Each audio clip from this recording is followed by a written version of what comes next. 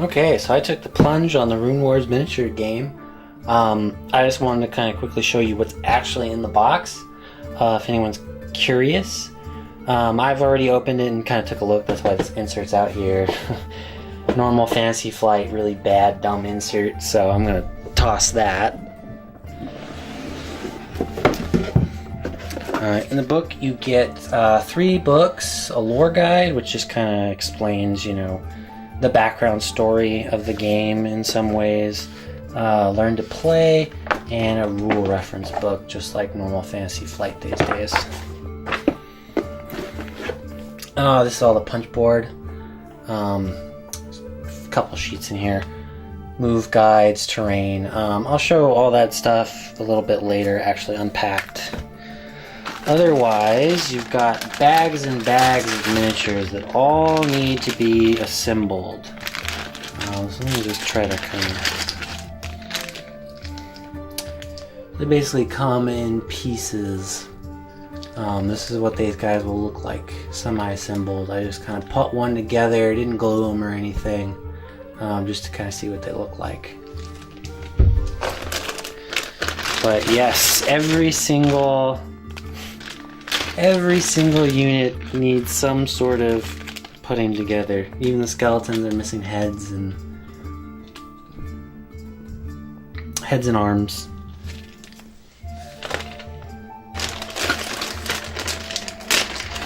Let's see if I can get some of the big miniature.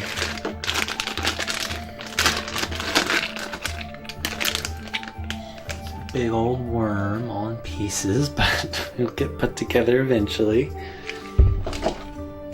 So that's just kind of a preview of the miniatures. I'll show them actually assembled too. These are the bases, your dice, and the little cardboard things you need to put together. These are, I believe, upgrade cards. There's just a small deck of them. And then there's units, reference cards, and I believe scenario cards in here as well. That covers what's in the box. I'll cut away, show some miniatures actually assembled, and yeah. Okay, so I went ahead and assembled a lot of these miniatures, and I've got to say, they look really, really great. The detail on them is really nice, I feel. I mean, some things like, yeah, these arrows aren't exactly straight, but that's pretty hard to get, I think, in most miniatures. The one really bad thing about these miniatures really is it's made in a soft kind of plastic, so everything kind of bends a little bit, which is in a way good, because at least you don't have to worry about, like, you know, breaking the bow just by touching it or anything like that. But the bad aspect of that is that the flash. There is a lot of really bad mold lines. When I rotate around, you'll see one of them. And they're just kind of annoying to get off. Like right there on that guy's arm, holding the bow up. Just some really nasty flash. At least on these softer plastic models, which is the bulk of the models you get in here. You get about, there's about 20 or so per side. So let's show some other ones. There we go. So we've got skeletons. Again, the detail looks really nice. I like being able to see all the little teeth, the dents on the shields, the little dents in the weapons. You can pretty much see every individual piece of armor, very well detailed. I am actually kind of shocked that with this type of plastic they were able to get so much detail into them. They are maybe a little bit cartoony, but personally I like it. I like the aesthetic of them. Others may or may not. There we go. And here's the humans. Like I said, a little bit bendy, so, you know, like this guy will have to straighten out at some point. But again, details look really nice. It's just really that flash and mold lines on these guys. It's just a little bit nasty in some places. Like on the helmets, there's a little bit there. On the cloaks, you know, and it pops up actually a lot more on this camera than when I actually look at it. But yeah, that is one thing to take into consideration.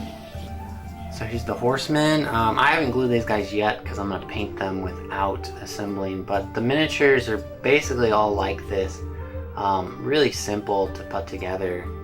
You might just want to glue just to kind of hold them, but they dry fit really well.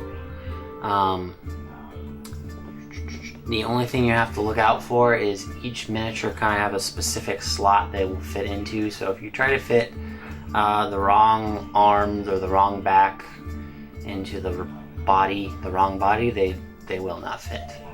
That wasn't a huge issue. I actually did have one of my spearmen. I had an extra arm, and of the 2 arms that I had, none of them fit. Luckily it was an easy fix. I was able to just kind of cut the joint and he fits and he looks normal. No issues there, but I doubt that's a widespread issue, but it is possible a few boxes may have arms and legs that don't fit together.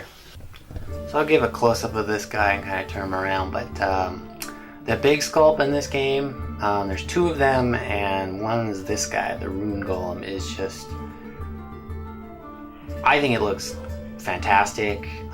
Just tons of little detail. The edges are nice and blocky. It looks just really nice to paint this up. You know, that sword's got some really good chinks in it that just, the details on this guy look like he just paint up really, really well. So the other big guy is this nasty worm creature for the undead. Again, really good detail. It's just, you know, I haven't finished fixing them off, and he's just dry fitted together. But yeah, these mold lines. That's the one thing that I think is kind of a negative about these miniatures. There's just some nasty mold lines and some awkward places that is difficult to get off. You got a spear guy on top, but you know, all in all, the detail just looks really nice, and the hard plastic here on this guy feels really nice.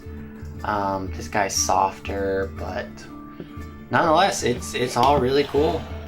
All right, and then lastly, there's 2 hero miniatures. They actually come with their own big base, which I really like that idea. These heroes don't actually necessarily have to be put on these bases. They can be integrated into the spearmen or the swordsmen or even the arrow guys, I believe, if you so wish. But again, they really stand out as kind of iconic sort of figures, and you know, with the base even more so. Again, some miniatures that just look really fantastic to paint up, and should look good on the table on playing. And I'll just show her. But again, like all of them, there's just, you know, some crappy mold lines, like right there by the ear. Ugh. Not fun to get off. So if you care about mold lines, this game's going to be kind of annoying. Otherwise, if you don't really care about mold lines and just want to paint, these are excellent models, I think, to paint up. Just kind of a quick sampling of just the other things in the box. We've got, you know, Fantasy Flight's doing this new Learn to Play book, and then your actual rule reference book. The third thing they included is their lore guide. Kind of gives a background and story to the world. There's some good pictures in here, some nice artwork. Goes over the various factions, including the 2 that aren't released. So you got the I call them demons, but some sort of demon-like faction, and then the elves, which also have not been released, but at least the elves were announced. Demons are probably coming soon.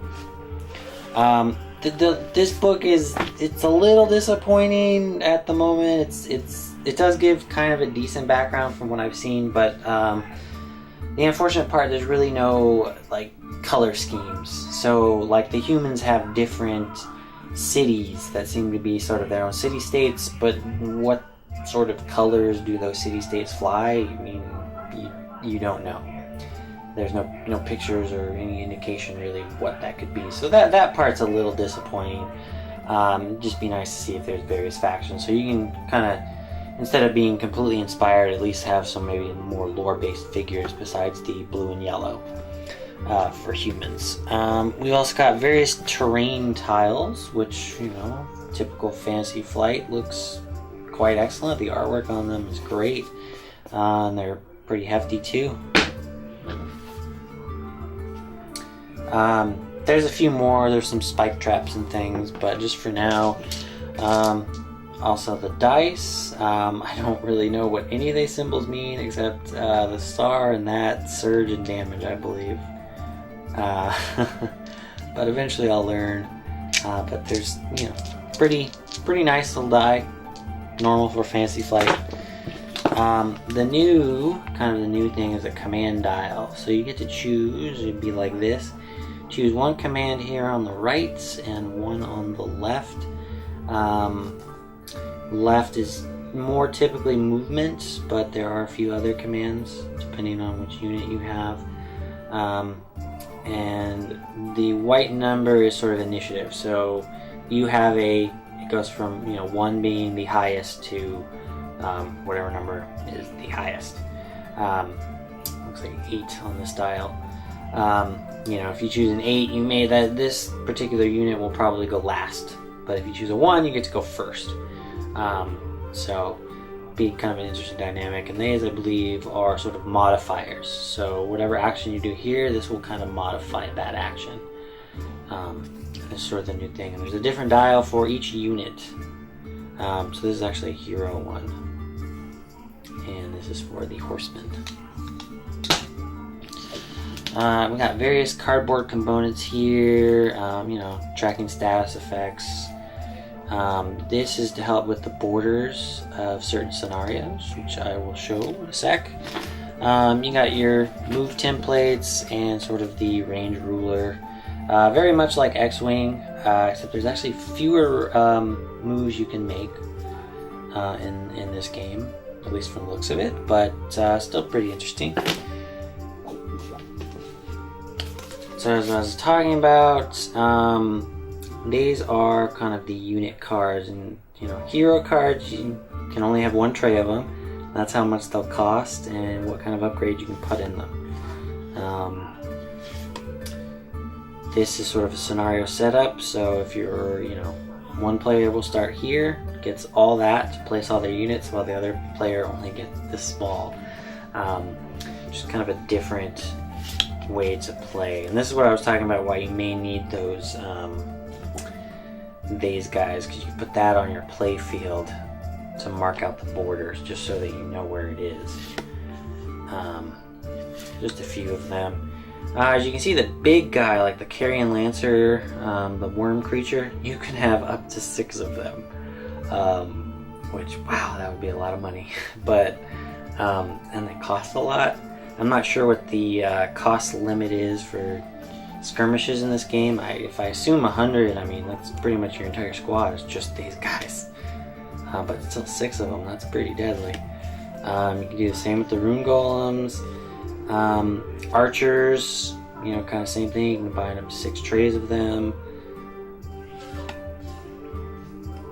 And the cavalry, you can actually do 9 trays of them, which is a lot. And then lastly, it looks like these are sort of upgrade cards you can put into, you know, various units, give them a little bit of an edge. And then I believe this is sort of a status effect deck. Depending on how many of these you have on a said unit, they may have to draw one of these cards. I'm not exactly sure how that works at the moment. I've only barely glanced at the rulebook, but just kind of wanted to show that. So that's basically everything you'll see in the box. So far I think this game is really cool. I'm hoping to do a how to play video soon.